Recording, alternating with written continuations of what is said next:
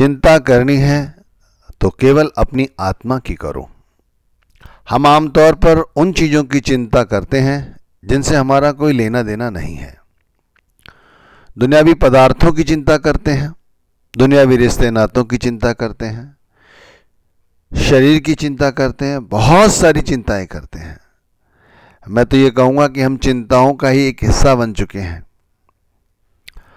हम हमेशा चिंताग्रस्त ही रहते हैं। अगर ये कहा जाए तो गलत नहीं। तो क्या इन पदार्थों की चिंता करना सही है?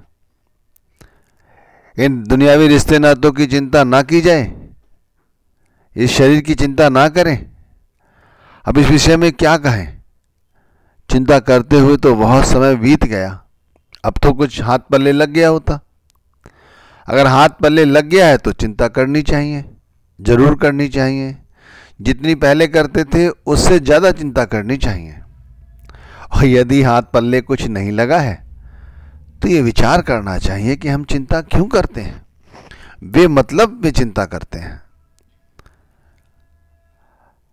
हम जब किसी से मिलते हैं तो व्यक्ति हमारे चेहरे को देखकर, हमारी बोलचाल को देखकर समझ जाता है कि हम किस तरह की बात करते हैं। ये चिंताएं हमारे इस तरह हावी हो जाती हैं ऊपर कि हमारी बातों में भी दिखाई देती हैं, व्यक्तित्व पे तो दिखाई देती हैं।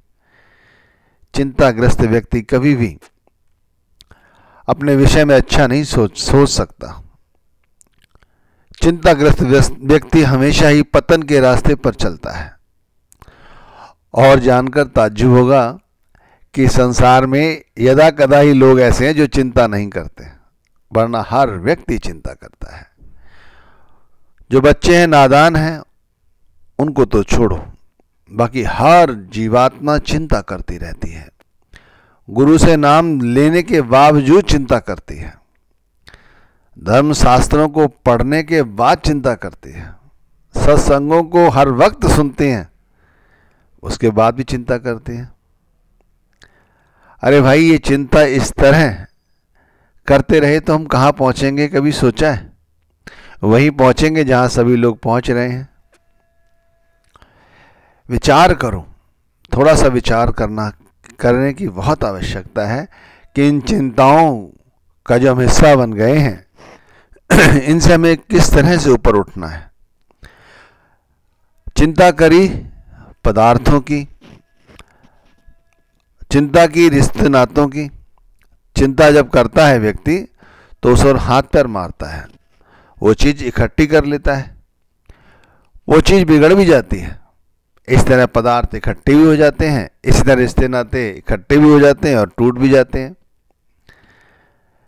लेकिन इन पदार्थों को इकट्ठा करके या इन रिश्ते नातों को इकट्ठा करके क्या बना लोगे? चलो तुम तो छोड़ो, जिन लोगों ने इकट्ठा किया है, जिनका बहुत बड़ा परिवार रहा है, उन्होंने क्या इकट्ठा कर लिया? संत मत में बड़ी बारीकी के साथ समझाया जाता है। तुम किसी भी पदार्थ की, किसी भी चीज की चिंता कर लो, लेकिन ध्यान रखना, ये तुम्हारे अंत वेले कभी काम नहीं आएंगे। चिंता करने वाला व्यक्ति हमेशा ही रोगग्रस्त रहता है। चिंता करने वाला व्यक्ति कभी स्वस्थ और मासूम और चेहरे पे प्रसन्नता जाहिर नहीं कर सकता, क्योंकि वो चिंता करता रहता है। पदार्थों की चिंता, संसार की चिंता, माया की चिंता, उलझे रहो इसके अंदर। मूढ़ हो, इसीलिए तो उलझे हुए हैं। ज्ञानी पुरुष चिंताओं से नहीं उलझता। अरे चिंता करनी ही है तो भाई अपनी आत्मा की करो। अब मैं चिंता करने के लिए कह रहा हूं तो वो भी आत्मा की। ये क्यों? क्योंकि आत्मा शाश्वत है, आत्मा शाश्वत है।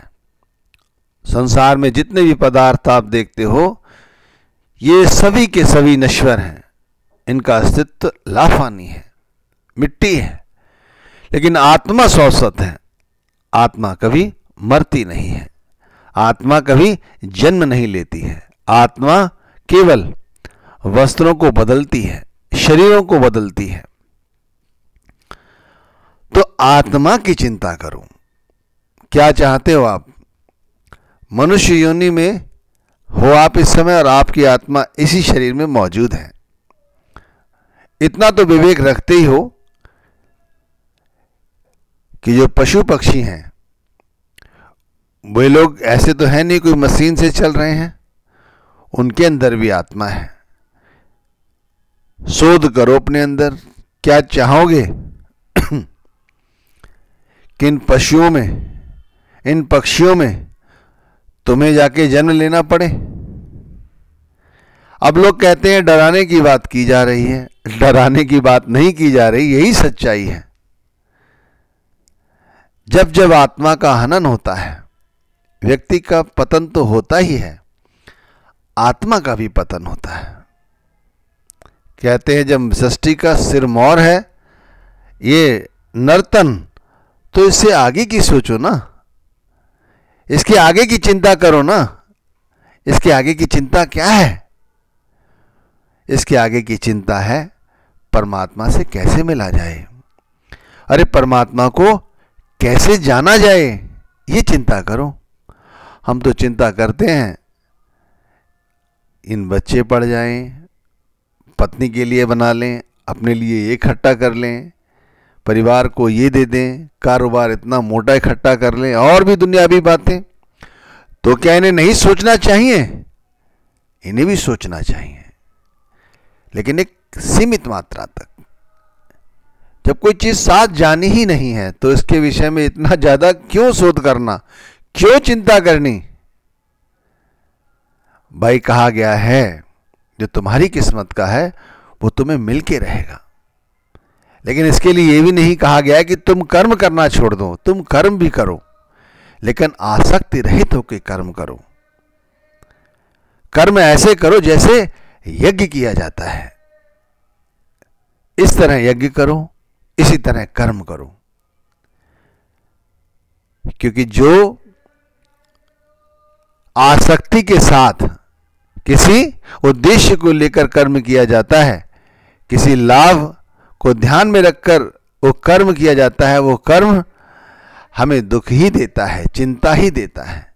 लेकिन वहीं पर यदि कर्म ये सोच के किया जाता है कि हमारा काम करना है, कि हमें काम करना है, कर्म करना है, चाहे उसका निहित कुछ भी फल निकले, हानि रहे चाहे लाभ, हमें कोई लेना देना नहीं, तो फिर जो भी परिणाम आएगा उससे हम चिंताग्रस्त नहीं होंगे, हम चिंताग्रस्त नहीं होंगे। हम रोज काम पे जाते हैं, जब जाते हैं तब चिंताग्रस्त होते हैं, जब हम काम कर रहे होते हैं तब चिंता करते हैं, जब काम समाप्त करके घर आते हैं तब चिंता करते हैं। अरे भाई कितनी चिंता करोगे ये तो बताओ, एक चीजों से कितना घिसोगे? इसीलिए आयु कम हो जाती है, चेहरे पे झुर्री आ जाती है, आंखों में चमक खत्म हो जाती है। क्यों? क्योंकि हम चिंता करते हैं। मैंने कहा असाध्य रोगों को जन्म देती है चिंता, लेकिन हमें चिंता छोड़नी है। हमें चिंता करनी है तो उस हरि की चिंता करनी है, उस गुरु नाम की चिंता करनी है। उस गुरु के नाम की चिंता करोगे तो आत्मा स्वतः ही अपना रास्ता ढूंढ लेती है कि वो कहाँ जाने वाली है। अरे भाई वो वहीं जाएगी जहां से वो आई है। हमारी आत्मा सचखंड की रहने वाली है, सतलोक की रहने वाली है, गौलोक की रहने वाली है, उस परमात्मा के घर की रहने वाली है। वो वहां से आई है, वो वहीं जाएगी। अब ये तय करना है कि वहां वो कब पहुंचे। वो जब ही पहुंचेगी जब इन 84 लाख योनियों की जिया जुन से मुक्ति पाएगी। लेकिन सारा दिन चिंताओं में ग्रस्त रहकर, और वो भी निचले दर्जे की चिंताएं, 9 द्वारों के नीचे की जितनी भी चिंताएं हैं, मेरे दोस्तों ध्यान रखना ये सब निचले दर्जे की चिंताएं हैं। बच्चों की चिंता, ये सब क्या है? परिवार की चिंता, कारोबार की चिंता, शरीर की चिंता, मैं मेरी की चिंता, ये सब निचले दर्जे की तो हैं। इससे ऊपर की चिंता करो, गुरु नाम की चिंता करो, जिससे आत्मा को नया आयाम मिले, आत्मा कुछ अलग महसूस करे। बार बार एक सा भोजन देते रहते हो आत्मा को, आत्मा गंदा गंदा भोजन खाती है, बार बार एक सा भोजन खाती है, फिर क्या करती है आत्मा? इसी तरह जन्म लेते हैं, पलते हैं, बढ़ते हैं और इसी तरह चले जाते हैं। थोड़े दिन बाद हमें अपने भूल जाते हैं। फिर उनके साथ भी यही होता है, सभी के साथ यही हो रहा है, चाहे वो किसी भी देश का हो, किसी भी जाति का हो, किसी भी धर्म का हो। लेकिन भाई हम में से ही कुछ ऐसे हैं जो चिंता करते हैं अपनी आत्मा की। जो आत्मा की चिंता करता है वो गुरु की चिंता करता है, वो परमात्मा की चिंता करता है। परमात्मा कोई छोटी मोटी चीज थोड़ी है, जब इस चाहो इससे मिल लो, ऐसा नहीं है। परमात्मा से मिलने के लिए संसार की चिंता का त्याग करना होगा। संसार की चिंता को वही त्याग सकता है जो परमात्मा पर, गुरु नाम पर विश्वास रखता है। परमात्मा पे विश्वास करो, गुरु नाम पे विश्वास करो, हर पल ऐसे जियो, बस ये हमारी जीवन का आखिरी क्षण है। खूब हंसते खेलते चिंताओं से मुक्त रहो, छोड़ दो सारी जिंदगानी। जो कुछ है वो होके ही रहेगा, उसे तुम नहीं बदल सकते। बदलना चाहोगे तब भी नहीं बदल सकते। क्यों फिर निहायक चिंता करते हो, कोशिश करते हो? अरे जो हो रहा है हरी इच्छा सोच के चलते रहो। गुरु नाम पर विश्वास करो, गुरु नाम का कीर्तन करो, भजन करो, हंसो और हंसाओ। घर में आते ही बच्चे दुबक के बैठ जाते हैं, पिताजी आए। बताइए, इतना क्रोध करते हैं आप। पत्नी तो कम बोलती है, तुम्हारे जाते ही वो सब खुश हो जाते हैं। अरे ये चिंताओं के कारण ही तो तुम्हारा ऐसा व्यवहार हो गया है कि जो घर में, ऑफिस में, दुकान पे, हर जगह लोग तुमसे डरते हैं। चिंता छोड़ो, चिंता छोड़ो और चिंतन करो। हरि नाम का चिंतन करो, गुरु नाम का चिंतन करो और चिंता करो कि बस अब इस बार जो आत्मा है ये मेरी परमहंस है, इसे ऐसे सुंदर सुंदर मोती देंगे चुगने के लिए कि ये प्रफुल्लित रहे, आनंदित रहे, बार बार दुख ना भोगे। कुछ मिल गया इंद्रियां राजी, कुछ पा लिया मन राजी, कुछ खो गया तो आत्मा दुखी। अरे भाई, इंद्रियों का प्रभाव मन तक ही सीमित रहे, आत्मा तक नहीं। इतनी बड़ी भक्ति कर सकते हो तो करो। आत्मा तक नहीं पहुंचता है जो स्रोत, वो केवल परमात्मा भक्ति का ही है। जिस दिन परमात्मा भक्ति, नाम भक्ति, गुरु भक्ति करने लग गए तो ये सारे के सारे स्रोत आत्मा तक पहुंचेंगे। इसलिए चिंता करनी है तो केवल अपनी आत्मा की करो और किसी की नहीं।